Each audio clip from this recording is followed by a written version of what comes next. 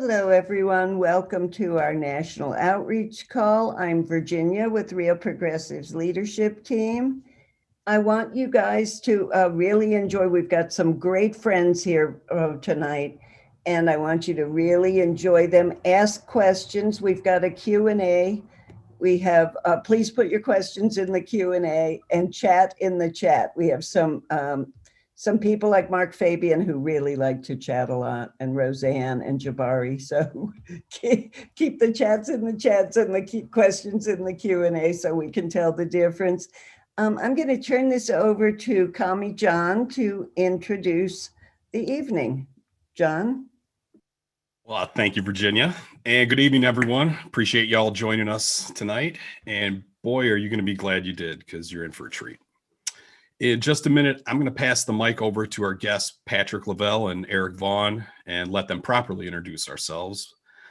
I'm sure you all know these guys as the duo behind the brilliant docuseries The Con, but they've also been solid comrades to Real Progressives, appearing on our flagship podcast, Macro and Cheese, as well as being the driving force behind our new series. I'm sure you've all seen the new Untouchables, season 1, the Pecora Files, and the upcoming second season, which is in the works. I got to tell you, these guys are doing great work, and it's been an honor getting to know them and collaborating with them on these crucial projects. MSNBC and CNN aren't going to be doing these deep dive exposés on how scummy millionaire banksters are rigging the system and stealing from us, but these guys are. And I'm going to play the trailer from their upcoming production, The Con 2, real quick, and then I will turn the floor over to them. I mean, it was just 2008, 2010, where there were entire streets that had foreclosure signs. You had millions of people asking for help on their loans to companies that had no interest in helping them. We were being lied to. City mortgage employees continually lied to us over the phone. When I asked them specific questions, they would never answer the questions. My husband had a spinal cord injury, rendering him paralyzed. So Wells Fargo offered us a loan modification. They didn't return phone calls. They provided me misinformation. People were being paid to lie to us, paid to disappear, and they never had any intention of helping us. Several employees from Bank of America were given Target and Best Buy gift cards for foreclosing on homeowners. These were just document mills that would just sign any piece of paper that was necessary in order to convince a judge to let him take the house. All of the documents that were signed by these robo-signers, they sit behind me. It's 39,000 of them, and they're all fraudulent. These banks, they were a front. They were a front for criminal enterprise. Our whole regulatory system was a failure when it came to this issue. The jury was kept from seeing my aunt's exculpatory evidence. The evidence that was pro-Barbara got shut out. I heard from a former Chief Justice, you know that the outcome is dependent upon where the judge believes he's been placed in the revenue stream. Who does him the biggest financial favors? So in other words, you're saying that they're bought off. At the time that I was running, I challenged my opponent not to take money from any banks that got government bailout money. And I did get a call from Washington telling me to be careful, because there were a lot of people who got that money who were in my party. Where people can get away with stuff, they will. And the best place to get away with stuff is have a big corporation that's traded on the stock exchange that gives a lot of money to lobbyists and politicians and make it so complicated that nobody can ever figure out what the fuck you did. And you win. If there is an alarm to be sounded in the aftermath of 2008, it is when you have too much wealth in too few hands, the rule of law begins to collapse.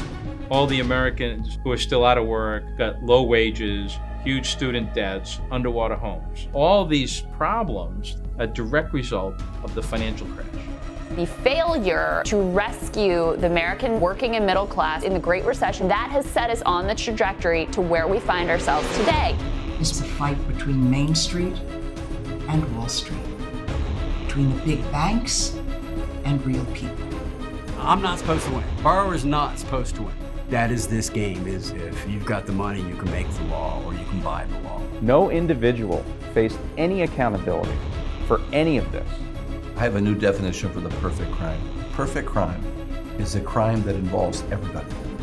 Do you know what the American people would do if those leaders of those banks were indicted? It would send a message loud and clear that the game's over.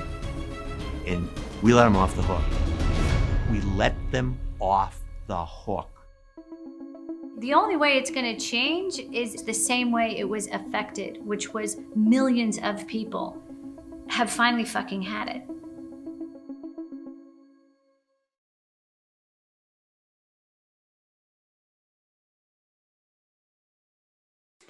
Patrick and Eric, the floor is yours. Well, I was going to pause for a second to let Eric have the floor because usually I'm the guy that tends to go off for a while, and then Eric fills in the genius. I mean, that's kind of the deal, man. I think Stephen Grumbine introduced us the other day of Jay and Silent Bob, and I thought that was pretty classic, all things considered. But since I do ask a lot of questions, I'm going to start off asking a question to my homie for years in the trenches here, putting this insane story together, man. You know, after everything that we've seen our friends from Real Progressives do, Eric, how cool is it that these guys are picking up the torch and just shining light on these truths that just got to get out there, man? Well, I think that we happen to have found ourselves plugged into probably one of the most tuned in groups of people online that there is, and I'm not just saying that. It's been an honor to be working with people who not only want to put out the right information. They only put out the right information if they know that it's like valid, if they know that it's been documented, if they know that that it is actually the truth. And I think that is like one of the most critical things in the day and age that we're in right now, because there's so much misinformation that's disguised as good information, that to have found a partner in projecting the message of the con out there with Real Progressives has been just wonderful, just because it's a kindred, group of people who understand the need to have good, well-documented information and have the proper analytics to go along with it in order to actually uncover something that resembles the truth, this amorphous thing that we're all stumbling for so often. And so it's an honor to be on this call with everybody. I think that's brilliantly said, and I'll echo it from this perspective. When Eric and I guys got a shot to attend the MMT conference at SUNY last year, I believe it was in October or November. Last year or 2 years ago? Was it 2 years ago now? Holy cow. Yeah, 2020 was a do-over. It's a mulligan. Oh, man. Time's flying. But the reason why Eric and I wanted to attend and learn more and meet folks was because when Eric and I started this journey years and years ago, it was just based on a hunch of something didn't add up. And it really came from initially my experience having been wiped out in the 2008 great financial crisis. And as I was going through it, I as a business guy, quite frankly, I've been in production for a long time. I'm on the phone a lot with people. I'm making, deals happen. And I know how things work, especially when things go sideways. You tend to have to mitigate problems. And what I was experiencing in real time in the aftermath of the 2008 great financial crisis was the incoming Obama administration was saying one thing, particularly as it related to history. And I started reading a lot about what happened in the aftermath of the Great Depression, particularly as it related to losing homes, i.e. modifying mortgages to market rates to prevent foreclosures. Now, I was also starting to tap into the fact that there was all of these emergency sorts of scenarios underway in Congress right at the beginning of the 2008 Congress. And most of you will probably remember that time period when there was a transition between George Bush and Obama.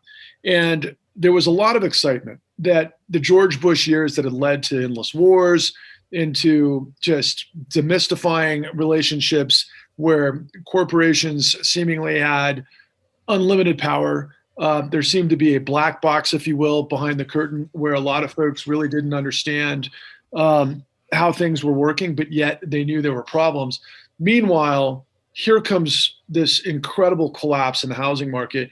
And Obama is representing this incredible massive wave, right? There was a people's mandate that was expecting Obama at that time to really rise to the moment and basically project another moment in American history that might have qualified as FDR.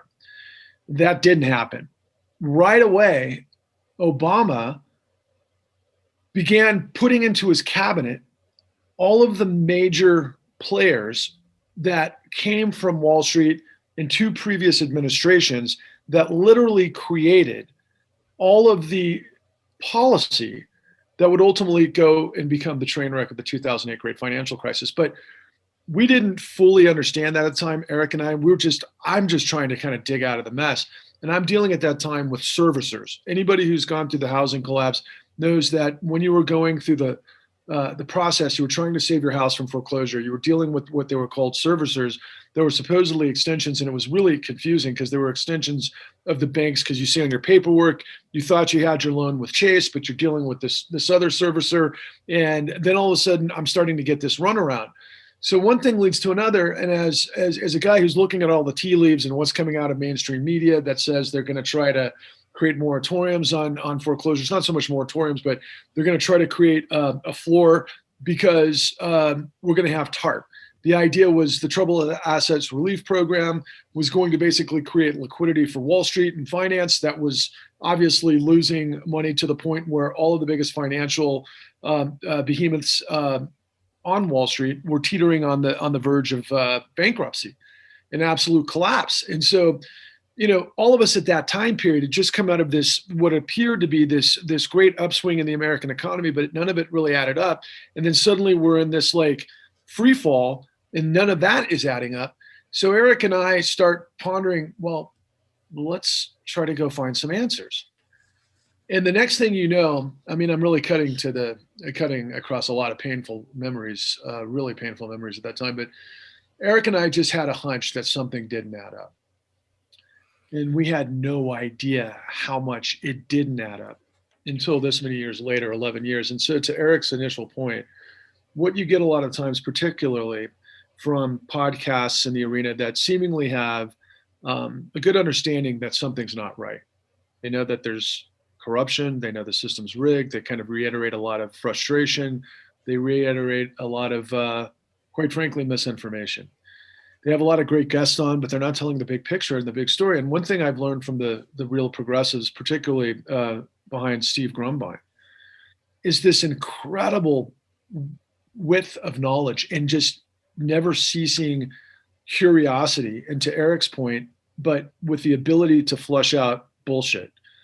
And so Eric and I had spent years and years working so hard to get this mammoth story right. And I mean, I'm going to stop here in just a second, and I want to turn it back over to Eric to try to help us get and navigate and understand what kind of process we went through.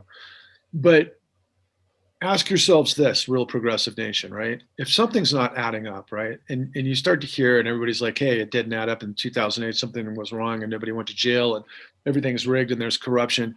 Okay, we all know that we have a Department of Justice. We all know that there's the FBI. We all know that there's the Securities and Exchange Commission. Not many of us know anything more than that in terms of regulatory agencies, but I think most of us assume that, well, wait a second, if there's such a mammoth problem and crime, isn't it up to government and, quite frankly, mainstream media, if you would think, long before we all got wised up to mainstream being bullshit. But the long and the short of it is, wouldn't they kind of figure this out? Wouldn't the New York Times figure this out? Wouldn't Congress figure this out? Wouldn't the Supreme Court figure this out? Wouldn't the Department of Justice figure this out? The answer is they should have. And instead, we, unfortunately, because they didn't, had to. And so it was a long process. I think one of the things that was critically important to me was that there's this notion that there's a lot of common knowledge out there. Like everybody has a sense that something's wrong. everybody I mean, you can say, oh, bankers are all criminals and stuff like that, and everybody will nod their head and say, yeah, they are. But not knowing exactly what the nature of that is, what the details are, and which bankers are the ones, it kind of blunts any ability to do something about it.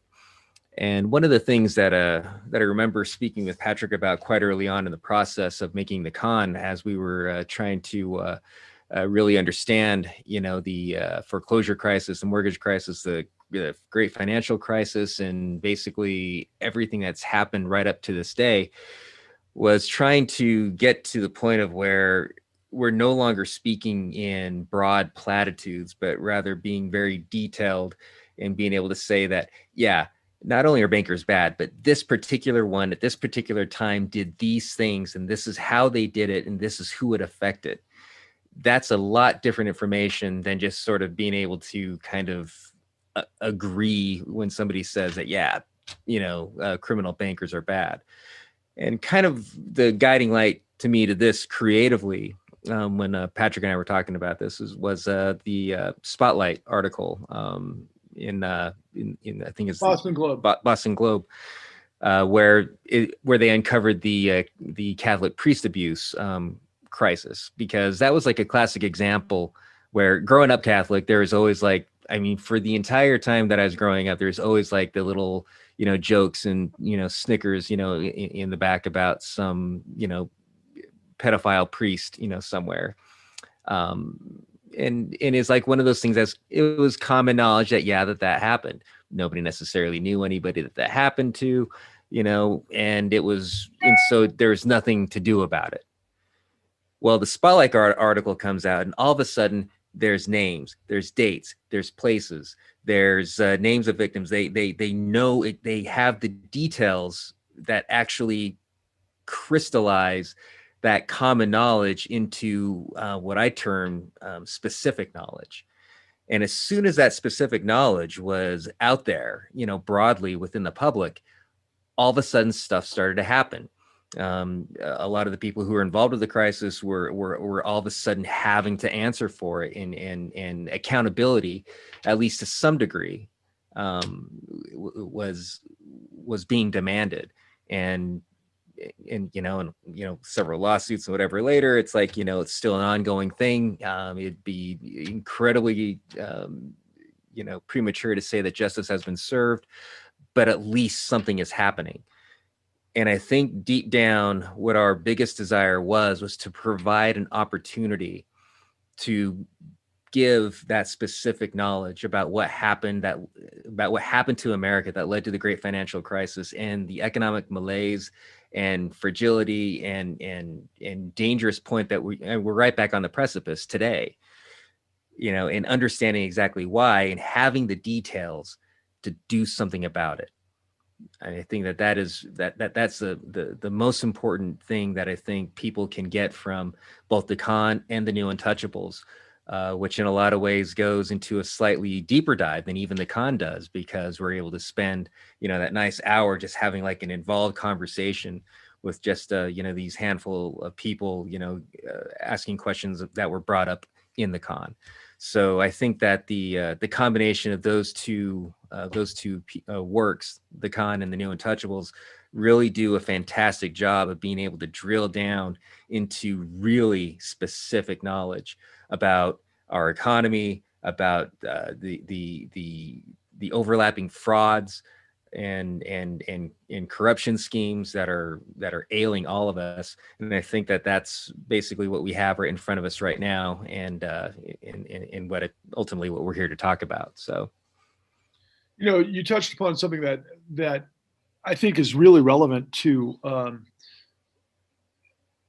somewhat of let's call it intuition by a lot of people when they talk about being gaslit, right? And what's not coming their way in terms of detailed information, and that leads to the sort of vagaries we opened up before. But the nature of specific detailed information, like you prefaced in Spotlight, I mean, this is what the entire point of the rule of law is in the judiciary. And marquee level professionals that know how to go out and get the facts. And I think my perception early on was, well, isn't that what the United States is? Hasn't that been the United States always? And it wasn't until we happenstanced across Bill Black. I remember I first watched him as an appearance on the Bill Moyers program on a Sunday morning, and I'd been tuning into Bill Moyers quite a bit at that time period because he was showing all the people that really seemed to get it in terms of the great or the housing collapse, which I was in the midst of, and I was just trying to understand what I was actually going through. And I remember Bill Moyers had Matt Taibbi and Eve Smith and just a whole host of people that were really diving deep at that time. And then suddenly there was Bill Black. And Bill Black begins to describe control fraud. And I was like, oh, wait a second. So this isn't a natural phenomena that people just got crazy greedy, that everybody bit off more than they chewed, that they could chew, that, it wasn't so much an intended scenario. I always thought it was kind of a natural disaster because that's the way it was playing out in mainstream media. And then of course, everybody starts finger blaming and you're lost in translation. And then suddenly here comes Bill Black. And it was like the heavens parted and the bolt of sunshine came down on my head where it was like, oh my God, this guy is speaking truth in a way that I have never heard it nowhere else. Go ahead. Right. No, I was just going to say that the beautiful thing about getting really good specific knowledge is that it removes all the shortcuts that we tend to take. I mean, we're in it. I mean, just over the last few years, I mean, we have been, anybody who's been online has been subject to so many overlapping conspiracy theories, that might have like some basis of truth in one place or another or something like that, but ultimately end up going off the rails. And one of the main reasons why that is because and you have and you have a narrative that gets you to a certain point, but then there's like this huge gap between your lived experience and what you're seeing over here. And that gap is where the lack of detail and the lack of documentation and the lack of good analytics allows people to jump to unhinged conspiracy theories. And the sad thing about that is that if you dig deeper and you try a little bit harder, you can bridge that gap. And instead of it being some unhinged conspiracy theory, it's the real actual conspiracy that's right in front of your eyes that is truly affecting you every single day, not the boogeyman. And that's the biggest thing, that's I'm going to keep on saying that. That's yet another thing that is really hampering our ability as a nation to kind of get together and understand what the problem is and attack it in a concerted effort. I mean, politically, the polarization is so, horrendous. And at the same time, fighting over the exact same platform, it seems. I mean, everybody talks about this great divide between Democrats and Republicans, yet when it comes right down to it, they both basically have the same neoliberal platform, with some small differences on a couple different cultural, issues. Yet we call this a divide. That's not where the divide is. The divide is basically in that actual, attainment of good, well thought out, well analyzed, well documented knowledge that's there to be had. It's there to be had in pieces like Patrick and I happen to have put together, and as well as several other places as well. But it's that laziness that we were fighting against, and that laziness that I'm going to go ahead and pat ourselves on the back a little bit here, Patrick, and say that that's the one thing that we did not ever allow ourselves to become. We never allowed ourselves to become lazy. Every time there was a question, we fought tooth and nail and scratch and clawed. And Patrick was out there on the phones and so on and so forth, until we got to what was revealed to the actual truth. And that's a powerful journey to go on. And one that culminated in a piece of work that we're both extraordinarily proud of, that we can't get out in front of enough people, because we worked really hard over 6 or 7 years, and God, 10 years if you include Forward 13, Right. to gather everything and to put it together in a way that could be understood. And when I say that, I mean in a way that we can understand, because Yeah, right. Because we came into this, I mean, neither one of us are financial wizards. Neither one of us are whatever, professors or anything like that. And I think that that's the power of the con, right? And that it's two regular guys who just decided that we needed to figure out what the hell actually happened. And we fought hard enough to do it. And so there it is. The actual conspiracy that is actually, destroying everything is right in front of us. And in that 6 hours of footage, that's playing on video on demand right now. Well, I want to ask you something.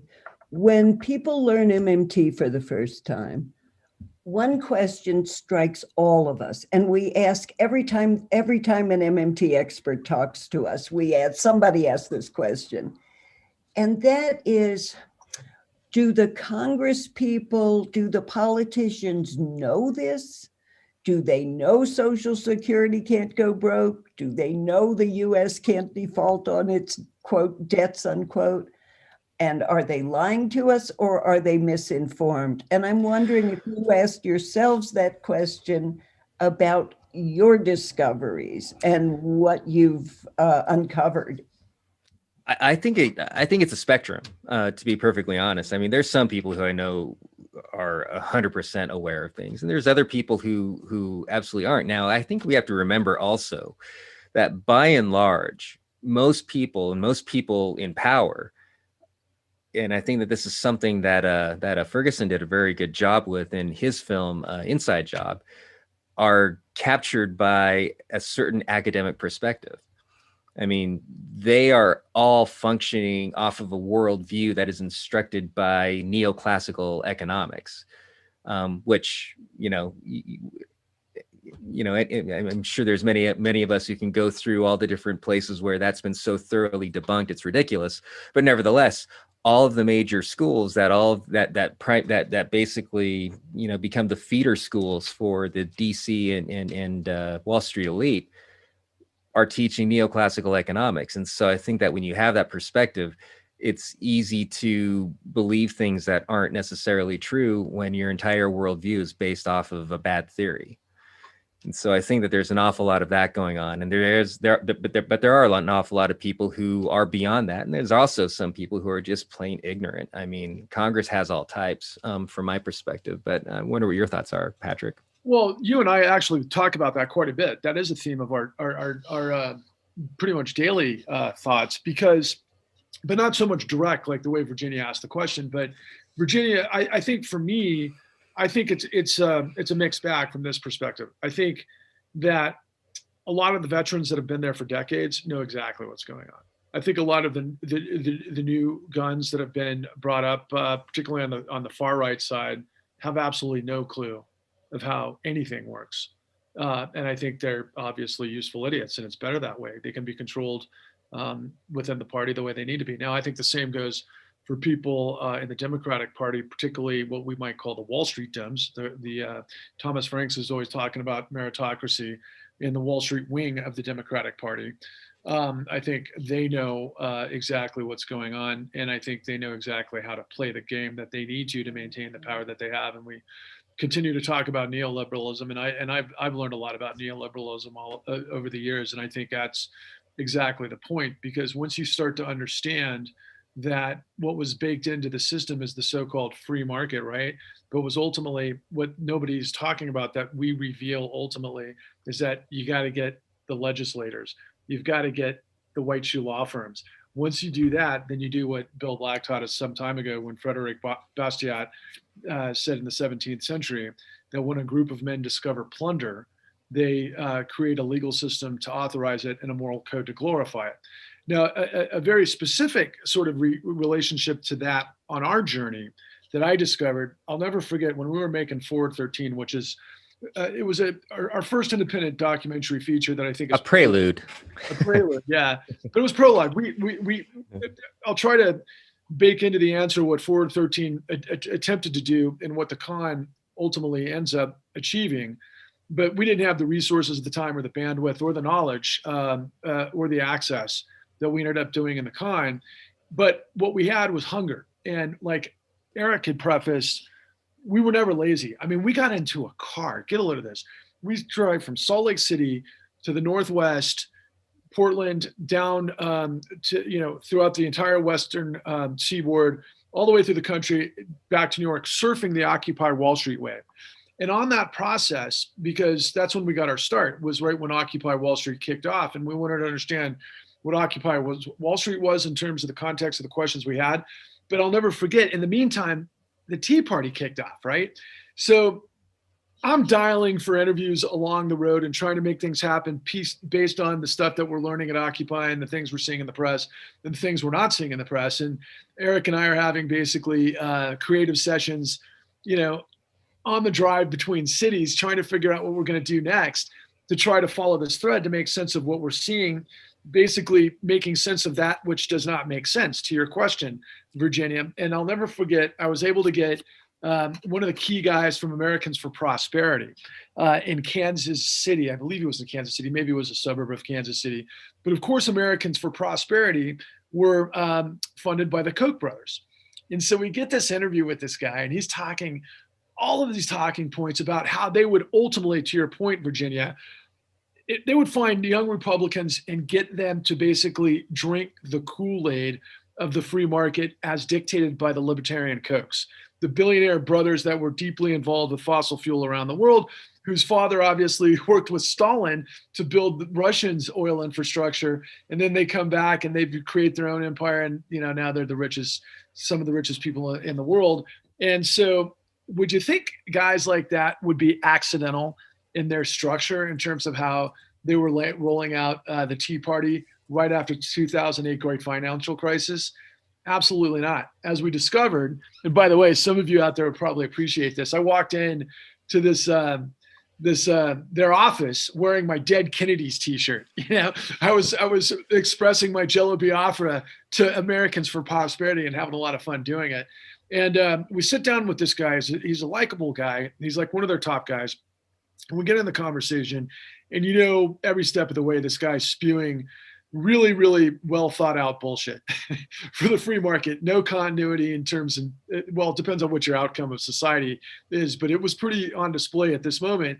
And as it turns out, this guy was, like a Harvard master's in communication, right? He wasn't a normal guy of the people.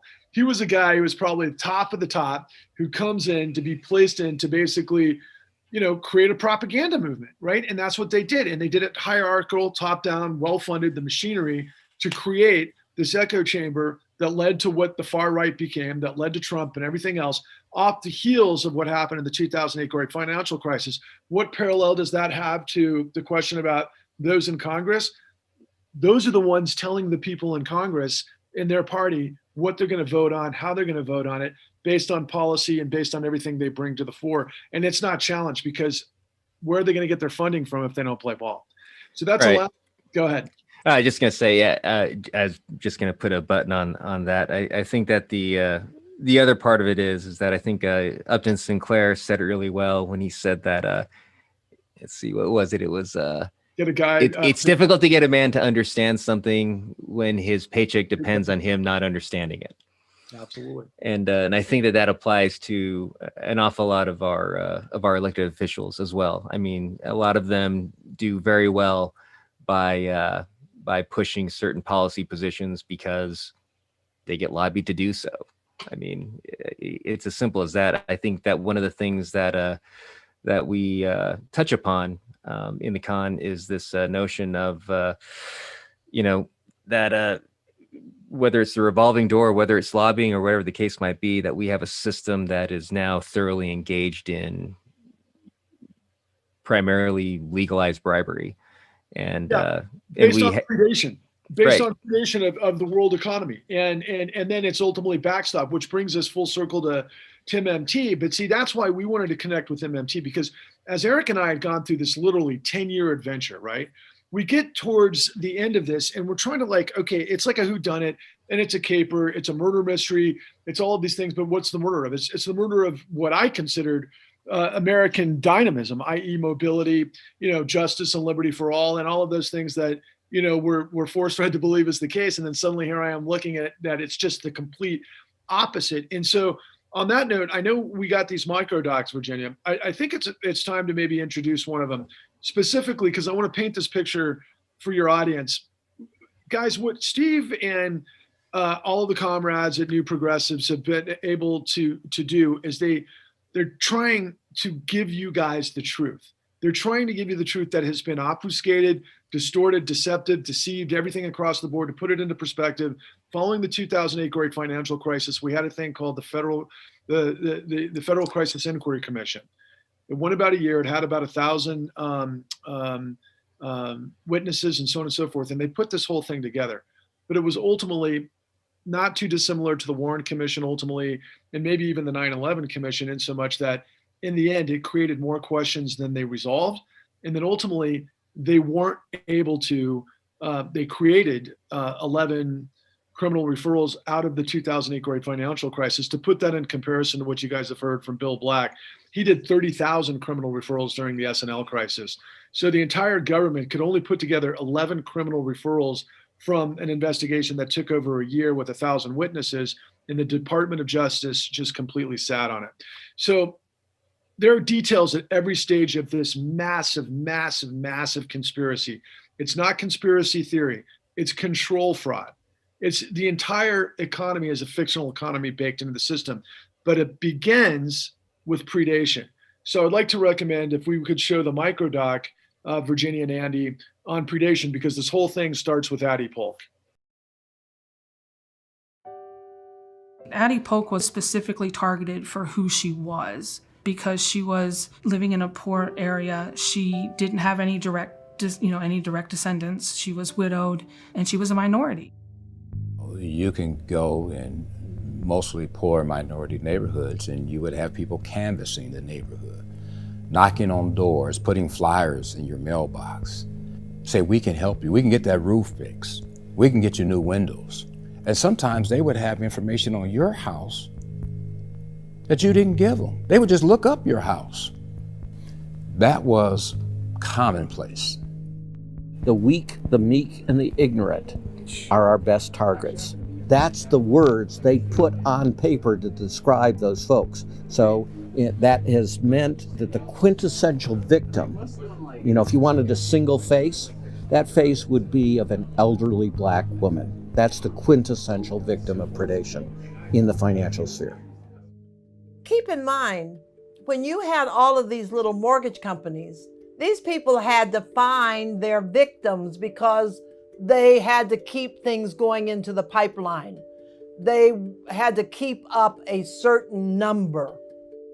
It started in the inner city, but like anything else, when it was getting good and the money was, then it branched out and everybody became fair game. And this is why we have to stop seeing each other by color. Because if it starts over there, it's going to come over here sooner or later. And so as a result, it's now a national problem because everybody knows somebody who lost their home. The system said that poor and minorities are disposable.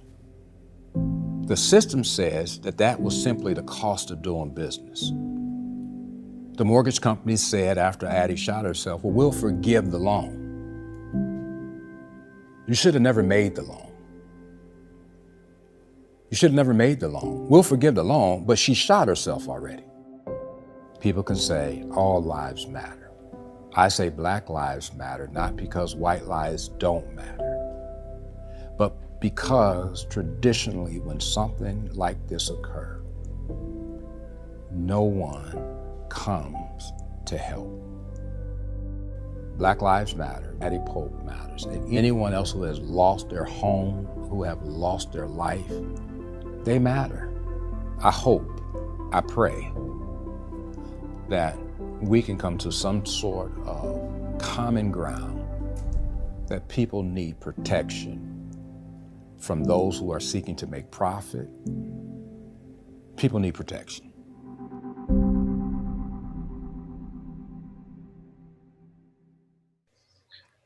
So I think I'll toss this to you, Eric, but I want you to comment on what we saw right there. When you think about intent, right? When we know about the 4 different aspects of a crime,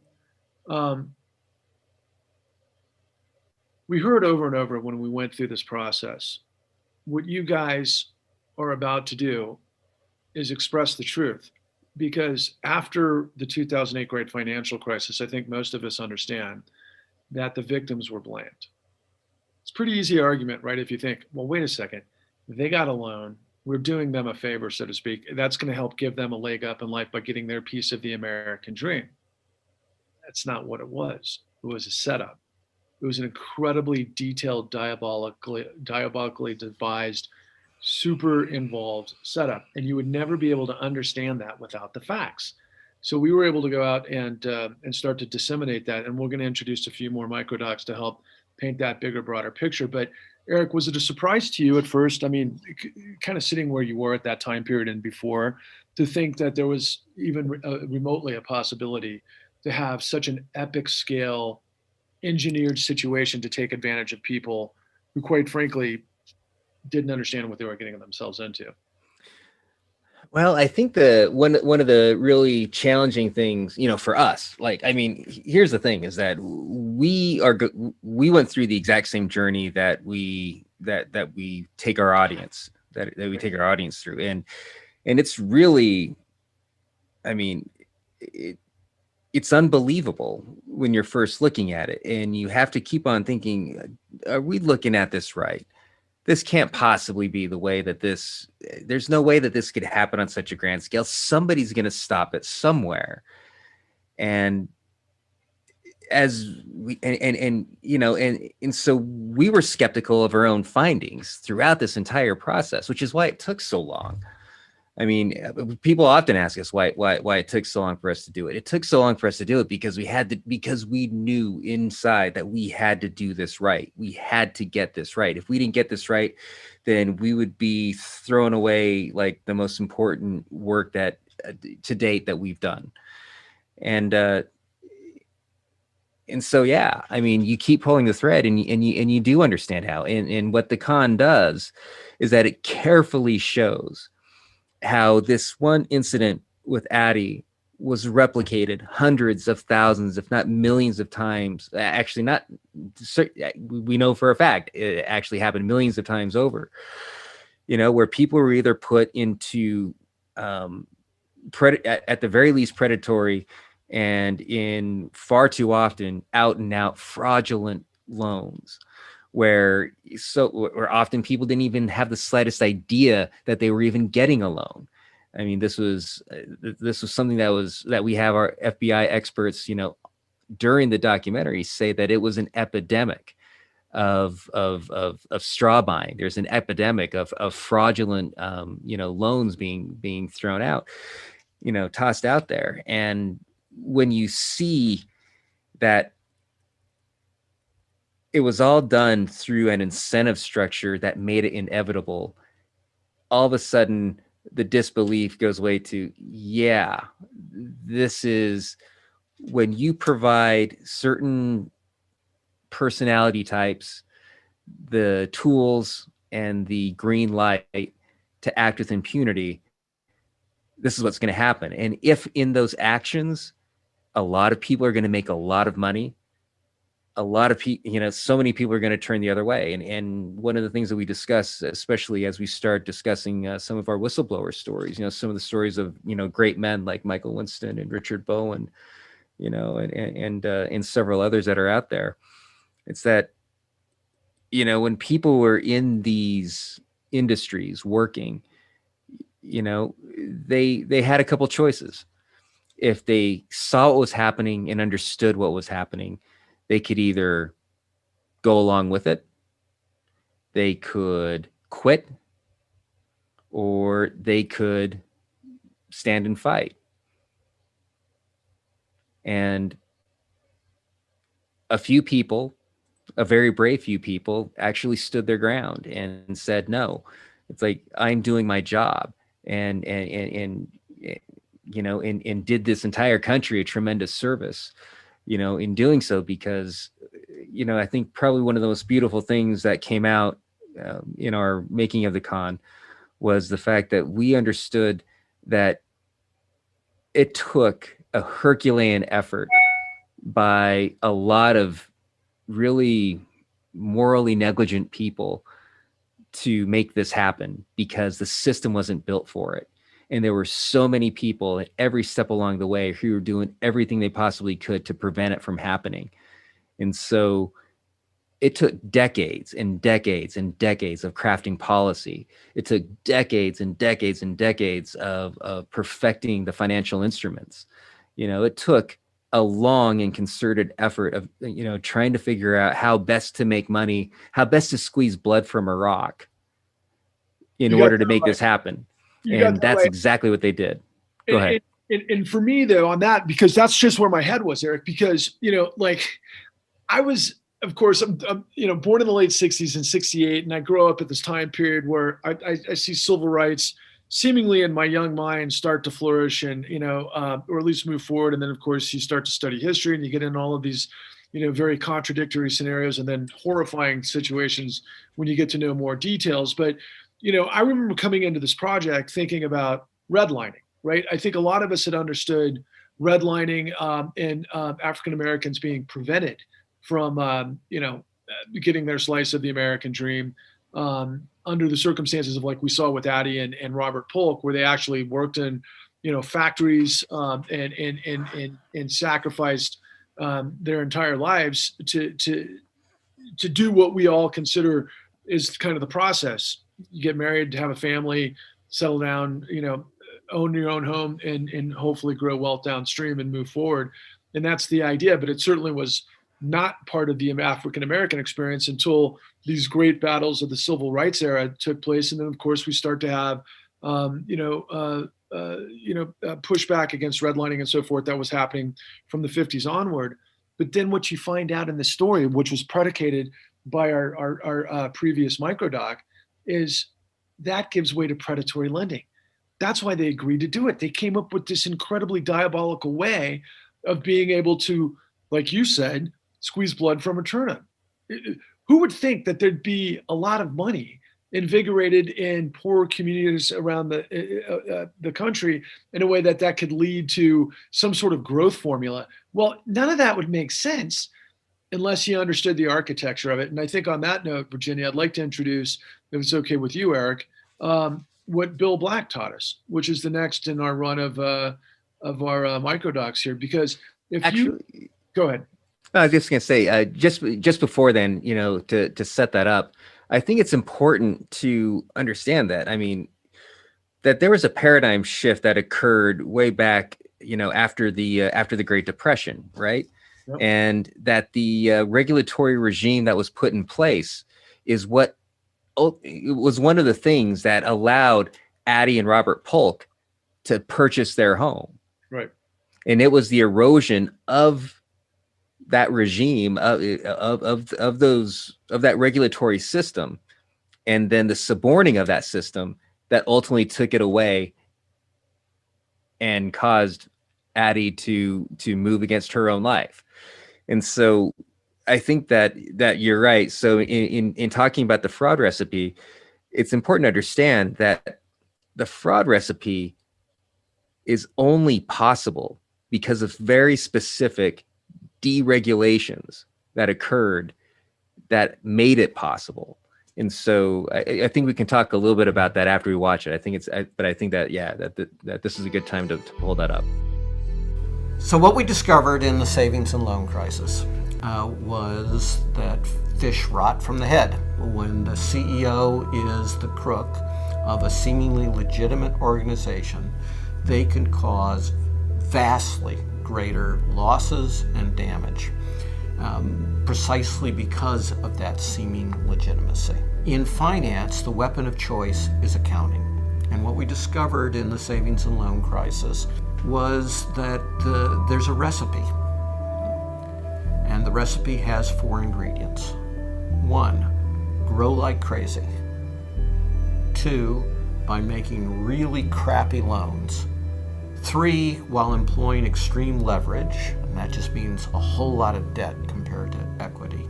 And 4, while setting aside only trivial reserves for the inevitable losses that you're going to have. If you follow this recipe, it produces 3 sure things. 1, the bank, the lender, will report record profits. They'll be fictional, but they'll report record profits. 2, under modern executive compensation, the CEO and the other senior folks will promptly be made wealthy. And 3, down the road, you're going to have catastrophic losses from all of this. Because if you think about it, that same recipe is a fabulous way of producing massive losses. And if a bunch of lenders do the same strategy, it's also the optimal way to hyperinflate a bubble. Because after all, what do you do as the bubble gets worse and worse? First ingredient, grow like crazy. And that makes the bubble get bigger and bigger and bigger. But it does something else. And in the trade, we call this is not something we invented as regulators. This is what the industry says. A rolling loan gathers no loss.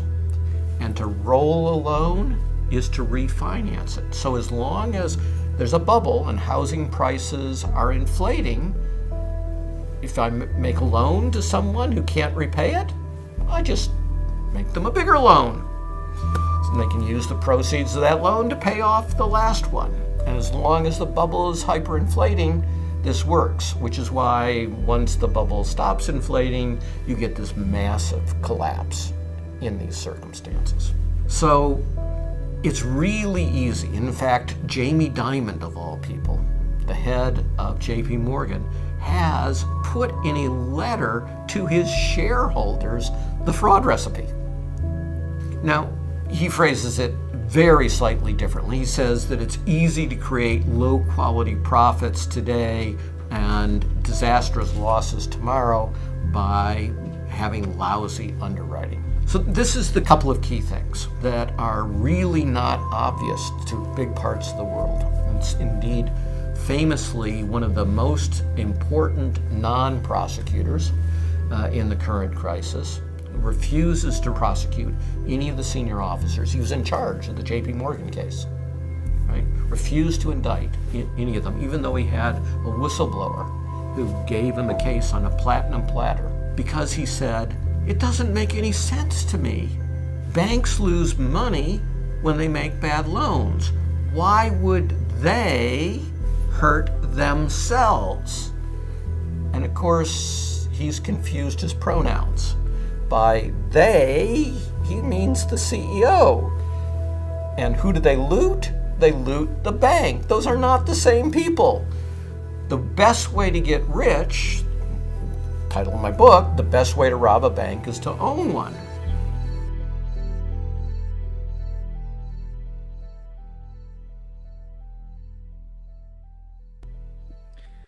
So I think one of the great things that particular microdoc underscores is the fact that it's people who are ultimately pulling these levers. Once again, it's very easy to say, that banks are bad. Banks are just a tool. They're like fire. It's like, fire can either, cook your dinner or it can burn down the town.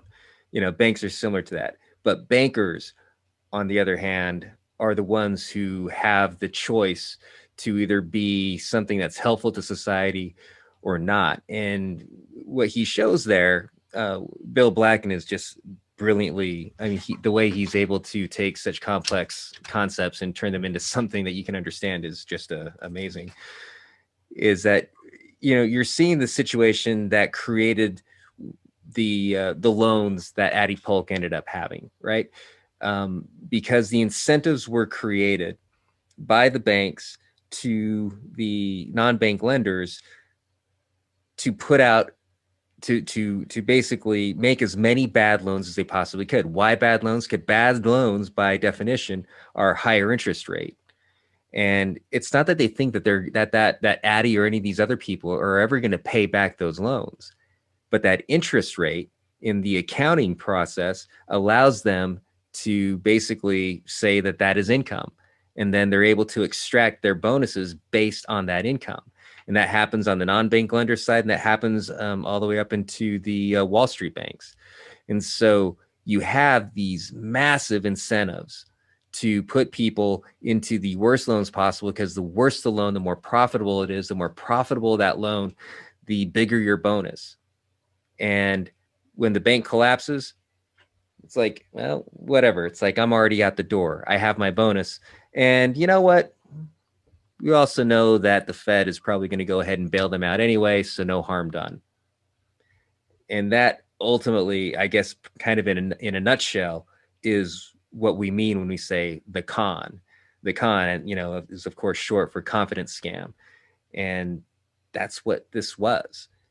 They preyed upon the confidence of the American people, the American home buyer, the American pensioner, the American, you know, not just American, you know, we're talking about worldwide investors, you know, who were defrauded, who were criminally stolen from, because these people found this really great way to make a lot of money for themselves. And they knew that if worse came to worse, they're going to get bailed out, which kind of brings us back to MMT in a huge way, because ultimately what I think the big question is that with our sovereign currency, do we want to be doing stuff that is like, oh, I don't know, benefiting, you know, everybody, or basically undergirding, I'll use your phrase right here, Patrick, because it's perfect, undergirding a criminal syndicate? I mean, my argument would be is that there are far better ways to spend money than to continually basically subsidize criminal behavior. Yeah, it was so shocking to me because I had heard, you know, predatory lending bandied about, particularly from Elizabeth Warren back in that era, right?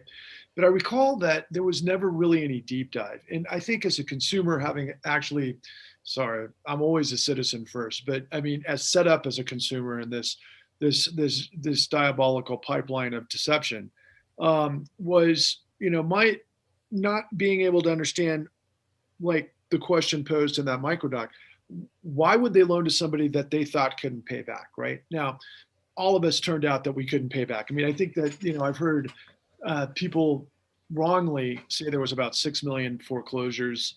You know, I know that 10 million is on the low end. I think it's substantially higher than that. I don't think we'll ever find the ultimate accurate numbers. I do trust Dennis Keller's Better Markets. They always pointed us in the right direction of 16 million filed foreclosures. I mean, that impacted 48 million people if you just do the demographics, right? But going back to this whole revelation of this thing was baked in, engineered in short term, based on perverse incentives that enabled through a whole variety of things that we introduced in the con, particularly high yield spread premium, that led brokers to find the likes of Addie Polk and then everyone up the food chain from there.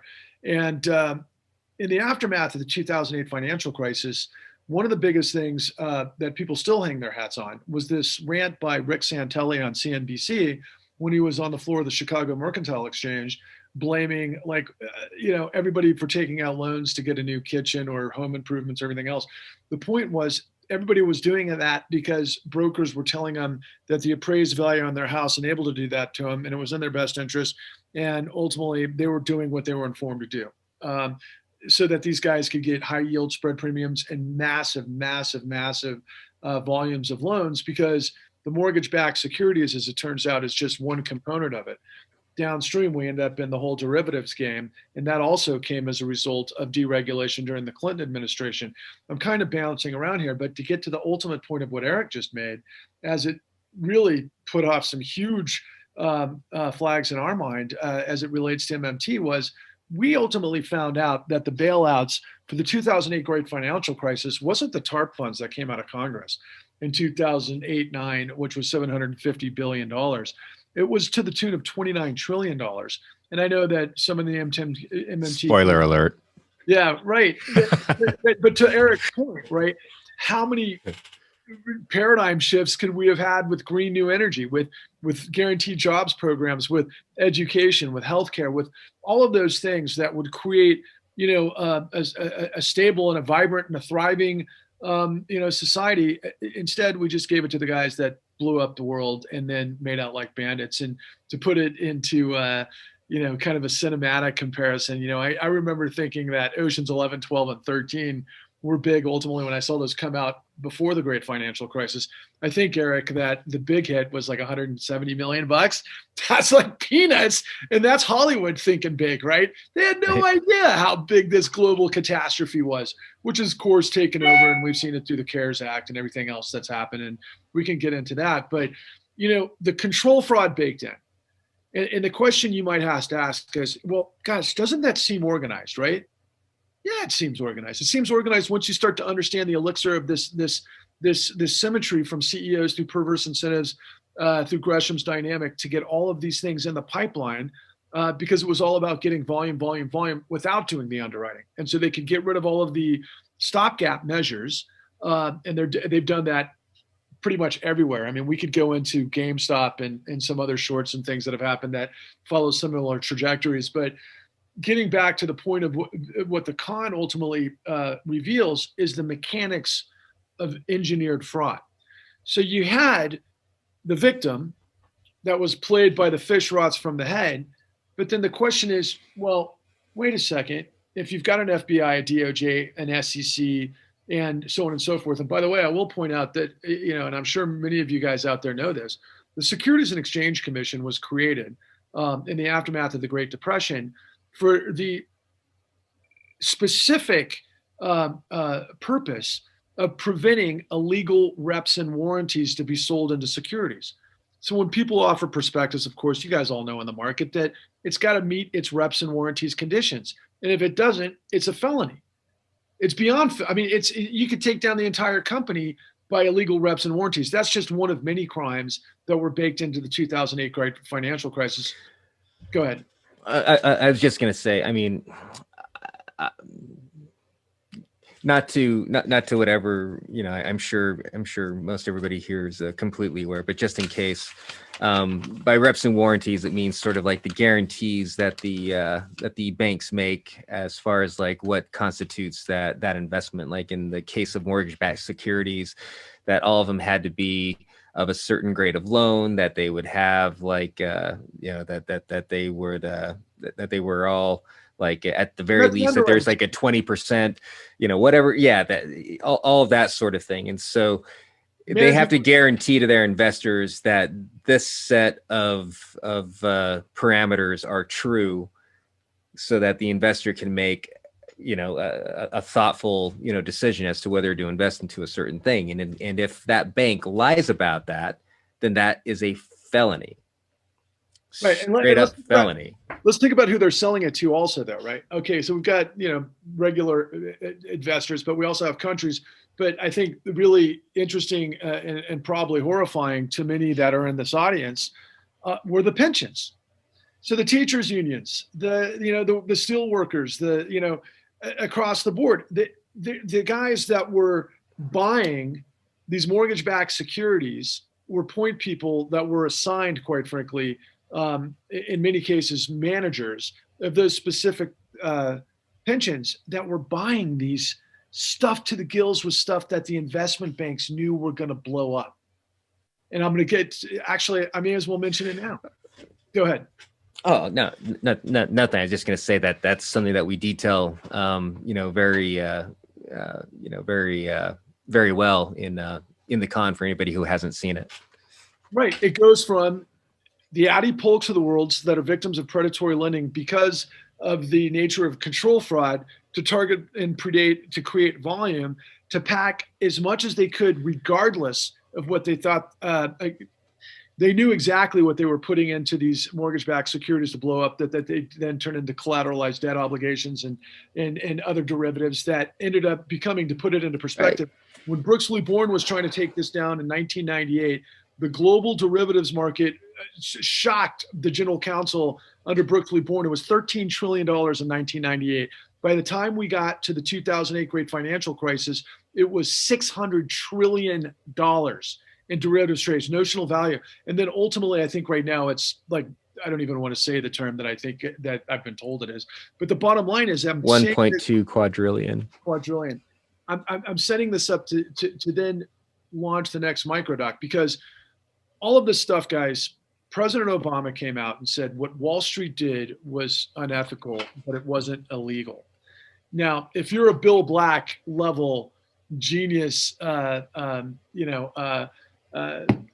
investigator / attorney that can take this whole thing down, you could probably get into some quandaries with somebody that's a top level defense attorney working for, let's just say Robert Rubin, but you can prove it too, right? And the point is, we all cut to the chase in these conversations, right?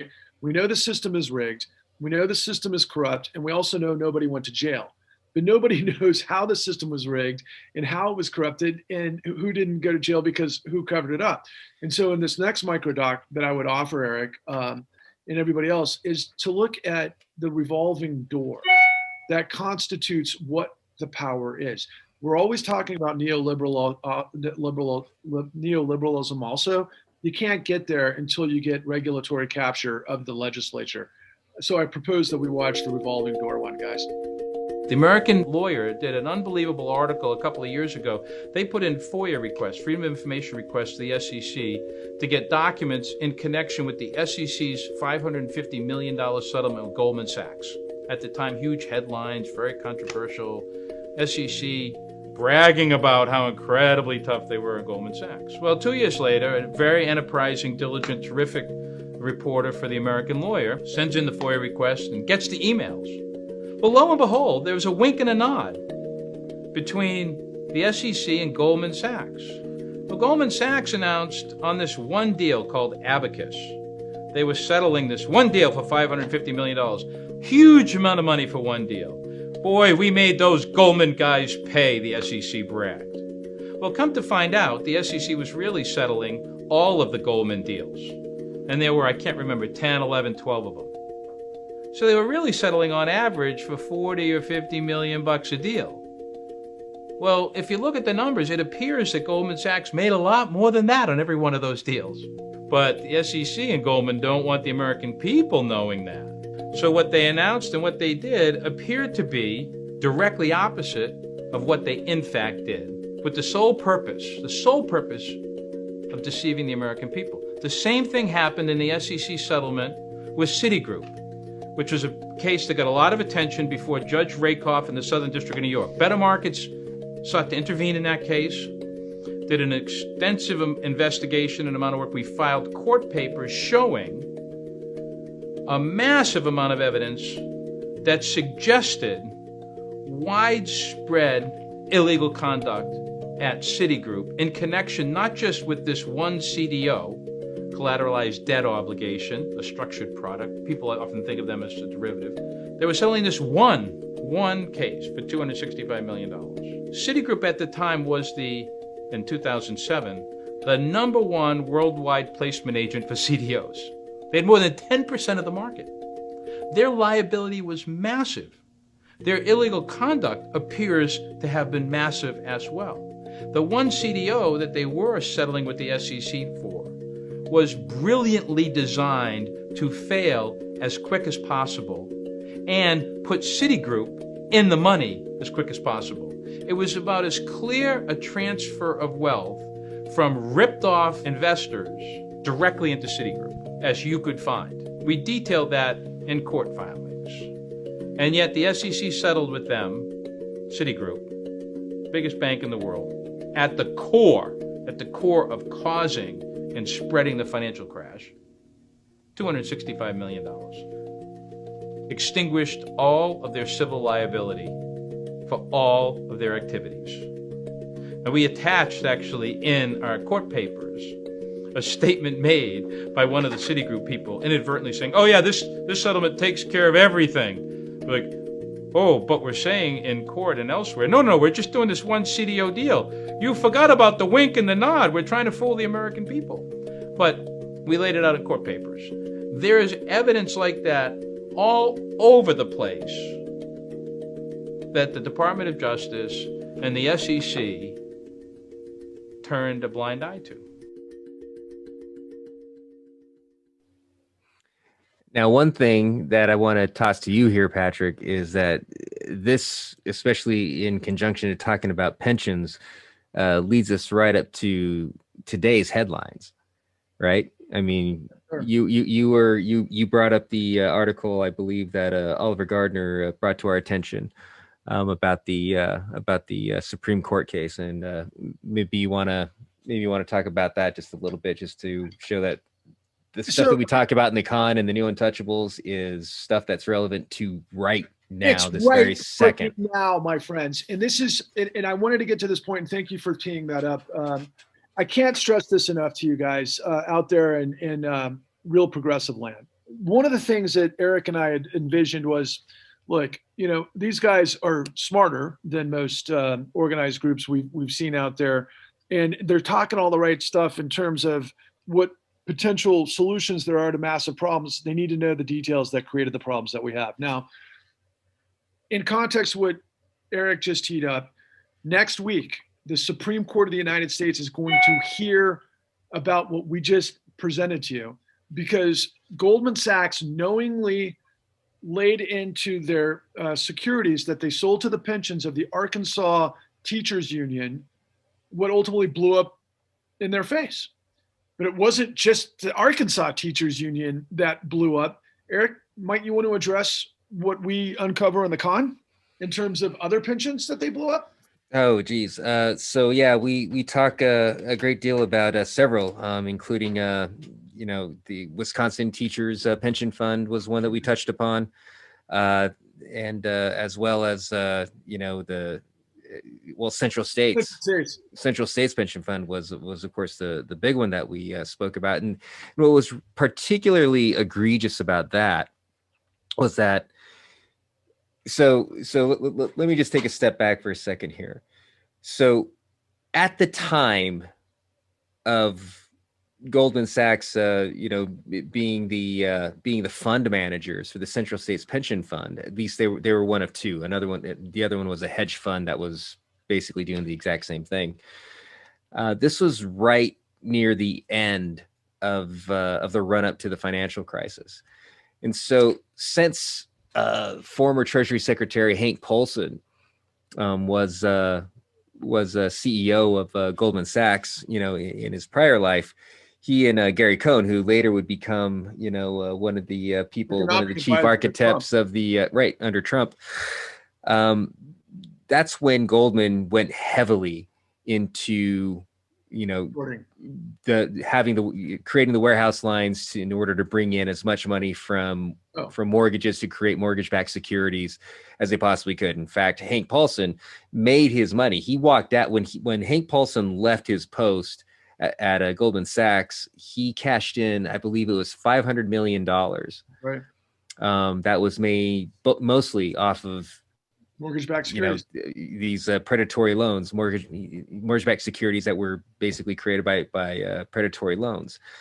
And so on the front end, the con was to bring in as many of these loans as possible to extract as many bonuses as you possibly could and let that bubble keep growing. And as long as that bubble kept growing, you could keep on doing that. That was the machine.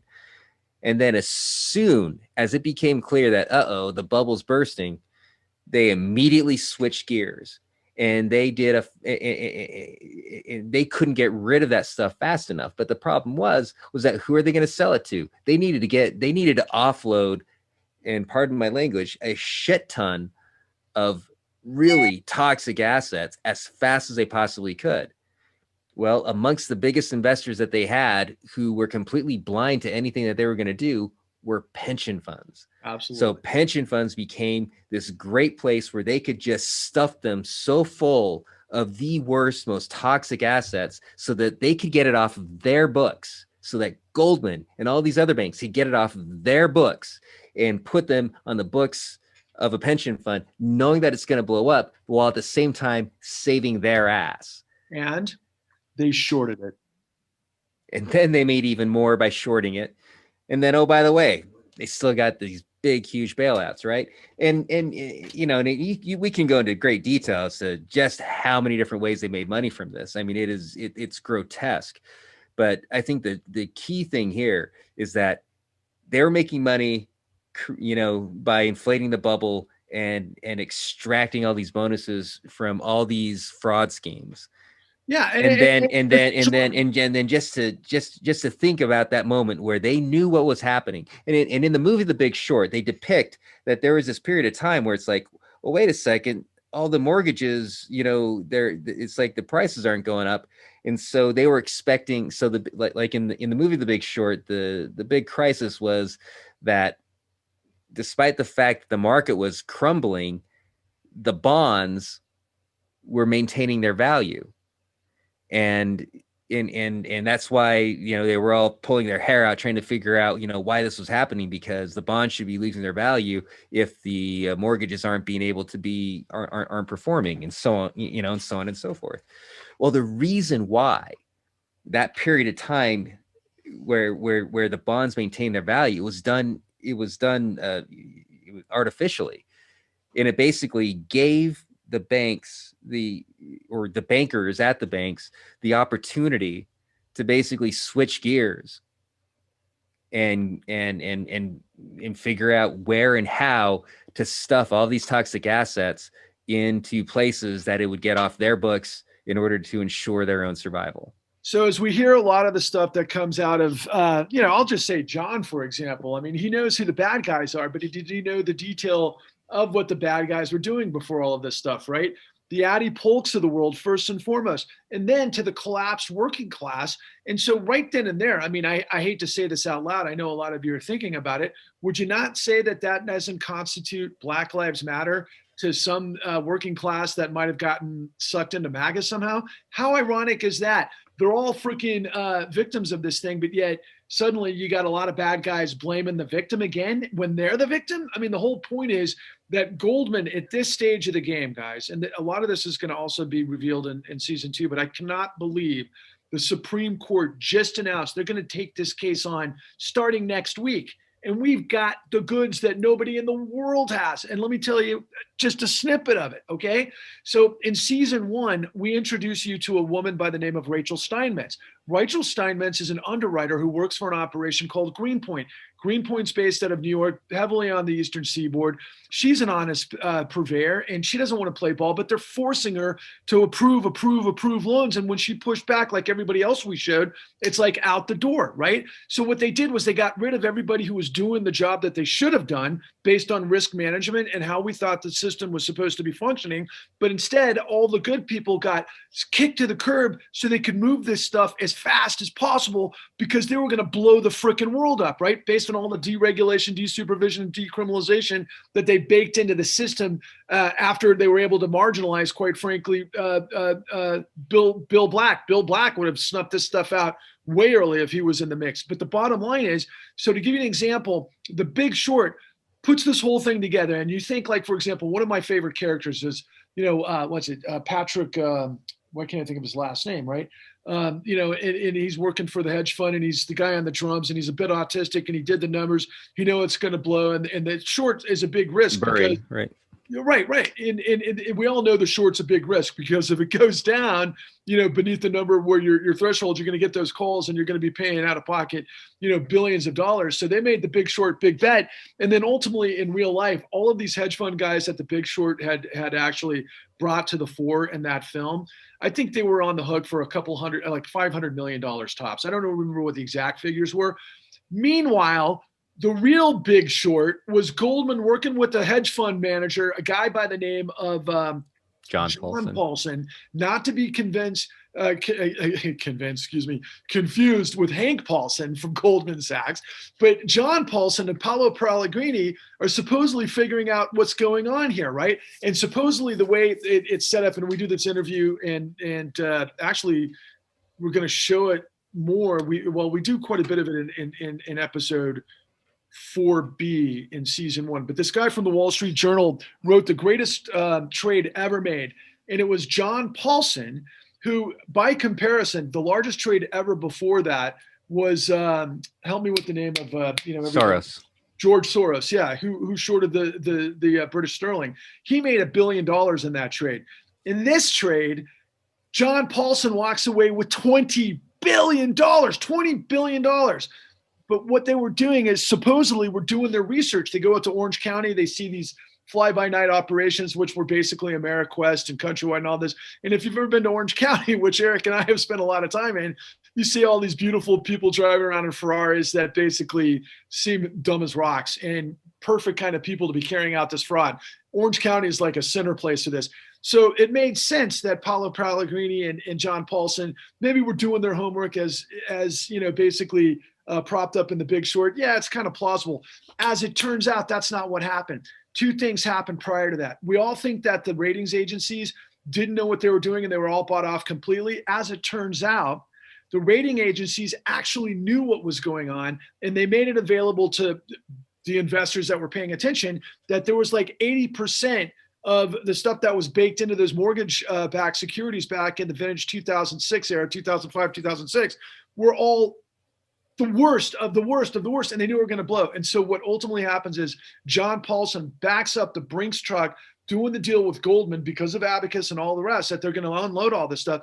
And he ends up backing up the Brinks truck to walk away with a $20 billion short, the greatest trade in ever. And so I got to ask everybody in context, now that you have all of this information from Addie Polk to the pensioners, to the control fraud, and then ultimately to the no prosecutions, in light of what's going to happen in the Supreme Court next week, how many of you out there think that AOC and Bernie Sanders and Elizabeth Warren ought to be talking about this right now? How many would like to see somebody with some progressive chops who've been talking about Wall Street corruption for the last, I don't know how many years, actually do something about it, like we're doing with Steve Grumbine and the Real Progressives with the new PCOR hearing? Sorry to get a little upset, guys. We're talking hundreds of millions of people were devastated. We're talking about industries, pensions, people who've worked their entire lives to save, got sucker punched in this thing, not to mention the Addie Polks of the world. I can't tell you how many suicides took place as the great financial crisis. Nobody's recovered. The economy hasn't recovered. But guess who's flying high? Guess who's Icarus? The guys that got away with it and continue to get away with it. But now you know. Now you know. Now you know, real progressives and progressive nation. Will you please tell the world how corruption works? Will you please tell the world that the guys who got away with murdering the American dream, if you ever believed in that, being a little bit cynical with that, but they're in power, and there's a chance that there might be somebody in the Supreme Court who is going to find the information in the con. But I don't think they're going to find it if we have critical mass of people who are now aware of what actually happened. You want to change the system? This is a really good place to start. You know, when you came in tonight, you were talking about hearing people on other independent media screaming about fraud. And you said the problem is they don't understand it. Now we all do. And there's more. There's more. It's all in the con. I had an African-American woman who's a policymaker out of an Ivy League school reach out to me a couple of weeks ago on LinkedIn. And this woman was brilliant. And she contextualized her questions in a way that I have heard from few people. And I was just so beyond grateful that this woman had found our project, because she said, my God, we've been spinning our wheels for 12 years and you guys just handed it to us on a silver platter. And I'm thinking to myself, oh my God, if somebody at that caliber can arrive at that conclusion, we just need the numbers. We need millions upon millions upon millions of people from every aspect of American society who are under the thumb of this criminal racket to rise up and say enough's enough.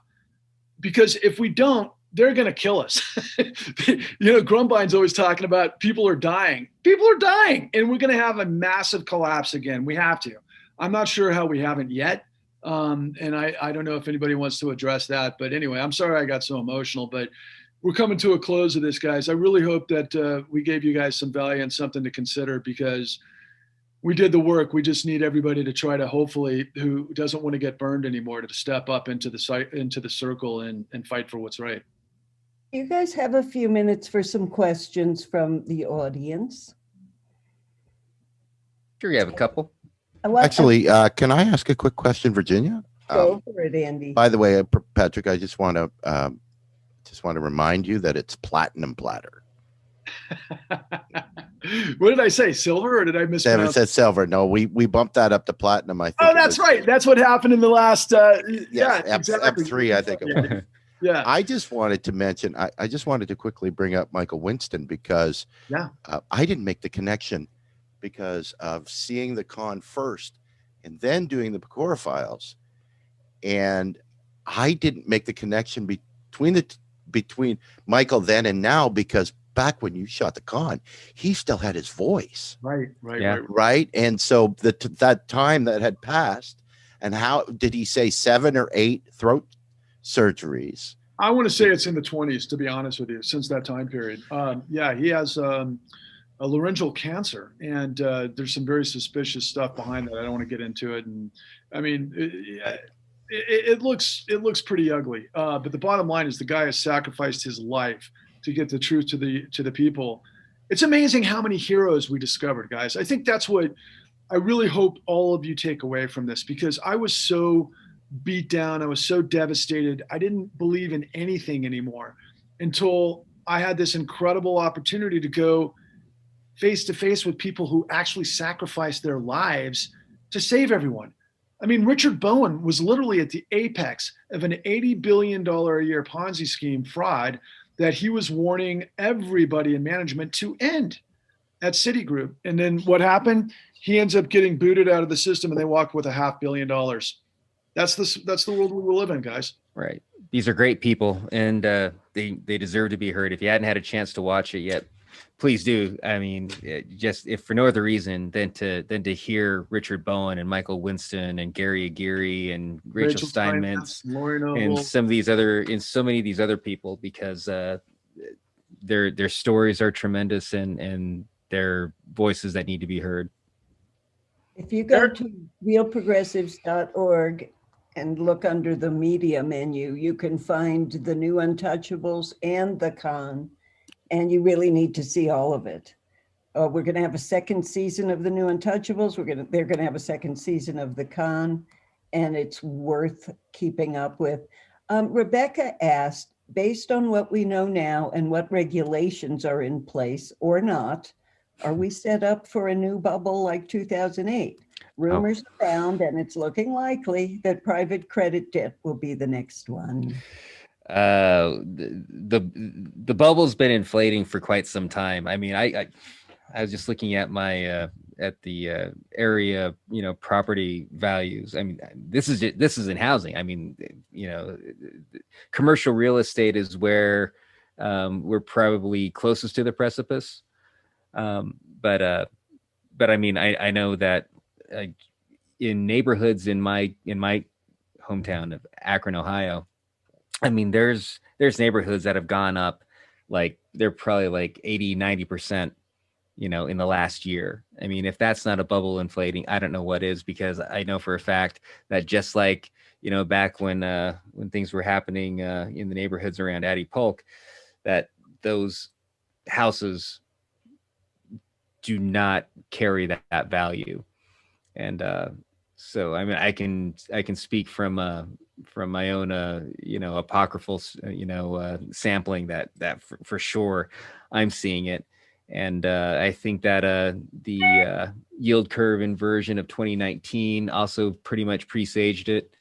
And I think that we actually kind of experienced a bit of a bubble bursting last year, and a lot of people wanted to blame it entirely on COVID. But anybody who has the opportunity to actually look at the numbers, you realize that the downturn that everybody throws on COVID actually began in August of 2019. And so that was very much before COVID. And so I think COVID became a very, a fantastic, coincidence to have happened to throw the blame on. I think the bubbles are the point. I mean, I think they have been really going back to the late 90s. I mean, think about everything that went into control, fraud, demands, bubbles. Yeah, I mean, what do we have? We had the tech bubble, of course. I mean, that followed like the first massive. What can't I think of the name in '98 that everybody bailed out? All of those all of those algorithm guys. Anyway, what's it? What was .com bubbles? Is that well, no, that was after. Long-term capital management. No, long-term capital management is what I was thinking of. And then of course we had the .com bubble, and then we had, of course, the Enron era frauds, and then the 2008 great financial crisis. So I guess my whole thing is, how have we been able to go so long, without a crash this time around? Obviously some in the MMT community would probably have a much more elegant response to that. But my theory is, guys, let's look at how many trillions of dollars have gone into the black box casino, quite frankly, since, let's call it 2019. The fall of 2019, we had a run in the repo markets that was actually the same thing that took place in 2008, but it didn't crash. The Fed stepped up immediately and pumped $7 trillion into the system. Now, what I was able to ascertain after the fact is that Dodd-Frank has a provision that if the banks meet the liquidity ratio, the leverage ratio, then the Fed can just do as it determines without a sort of systemic risk scenario that I think kind of was baked in the 29 trillion before. I think it's a little complicated at that, but ultimately there was 7 trillion before COVID. Okay. And then COVID came in, right?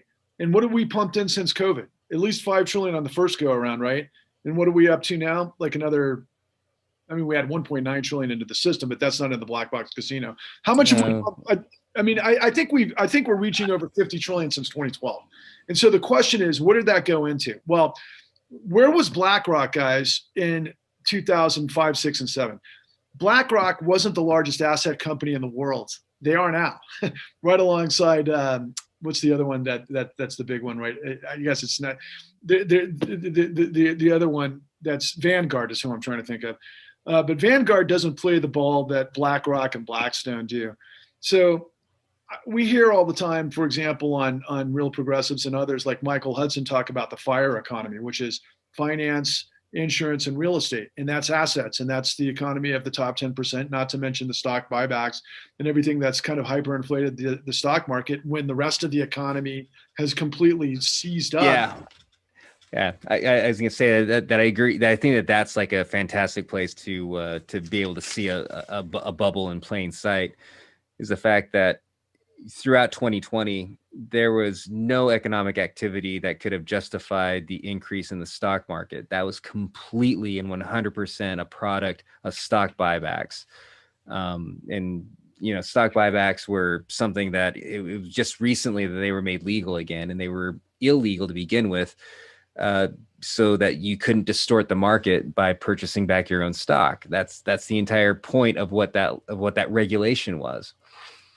And so, yeah, I think if there's a bubble in plain sight, it certainly, is right there. But you're right about the commercial bubble, the commercial real estate bubble. Mm-hmm. But the thing that's tweaked about that, it's so weird, is the zombie company routine, right? So you've got all these zombie companies that aren't pulling any profits in, but yet they're still maintaining, this infusion, right? From these Fed purchases or bailouts, or however you want to, fusions. That's all it is. And then ultimately, so what that did to me, and I want somebody to answer this question because this is my theory. Not only did we get, as citizens, expendable from a democracy that doesn't exist because of obviously dark money in the system and it's corruption, but the consumer is now in the same boat. Where's the demand, right? How many people out there are making a lot more money than they did, a year ago, 2 years ago, 5 years ago, unless they're in the top 5% and they're playing in the markets? That's where the money is. And that's the whole point. It's just up here. And so MMT, I think, has the opportunity with the information that's baked into the con to say, okay, who wants to reset?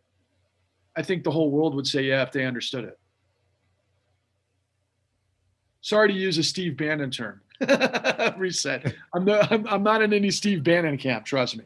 Great. But, Well, speaking of Steve's, I want to read you a question from our Steve Grumbine, who says, well, actually, I think he's lurking, but he had to stay muted.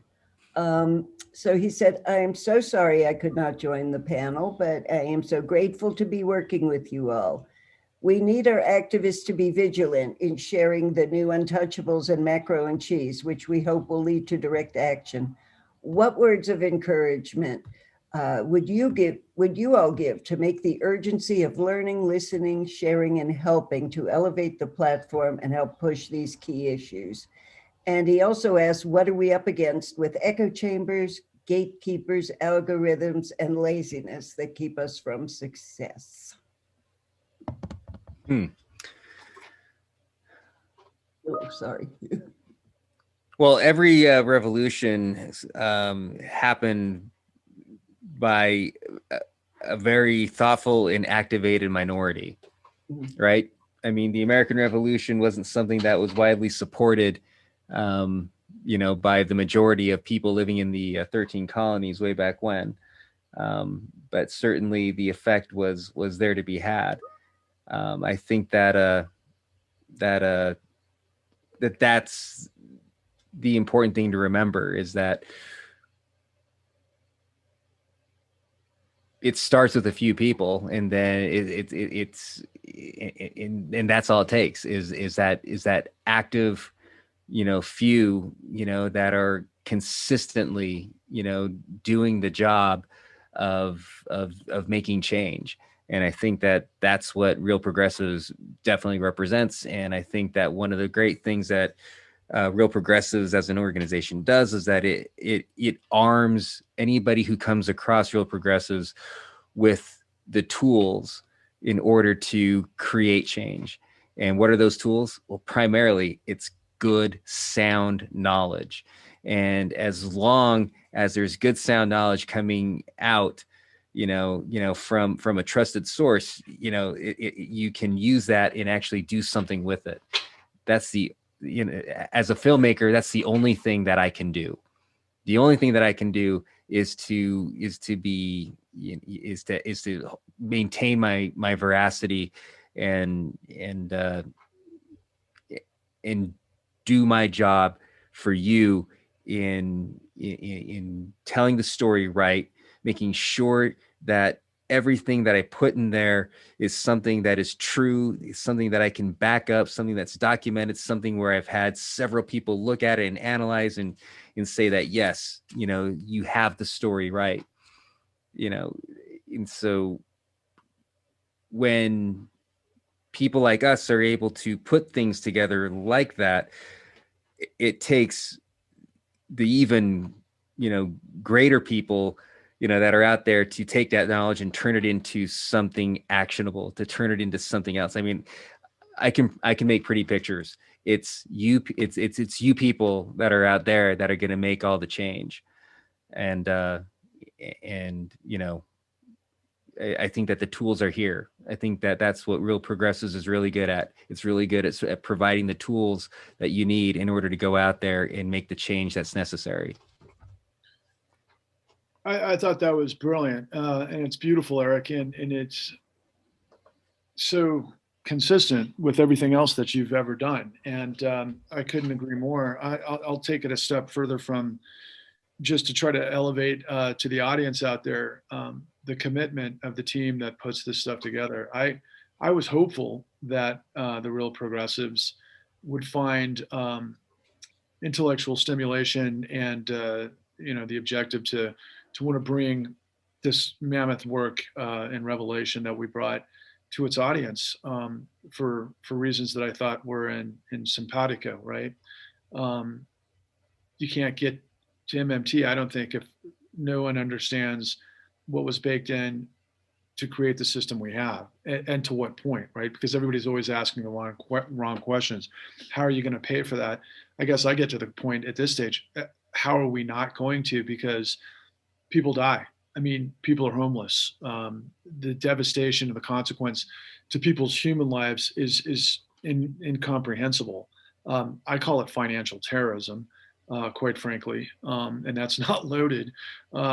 This is a criminal organization. We've gotten, this is a 4 decades long march to a hijacking of power, because people can be bought and people get complicit. And what you guys have been championing is all different degrees of bringing knowledge to the people and awareness on the macroeconomic wavelengths that ultimately come into our personal lives, and then they transition into political scenarios and so forth.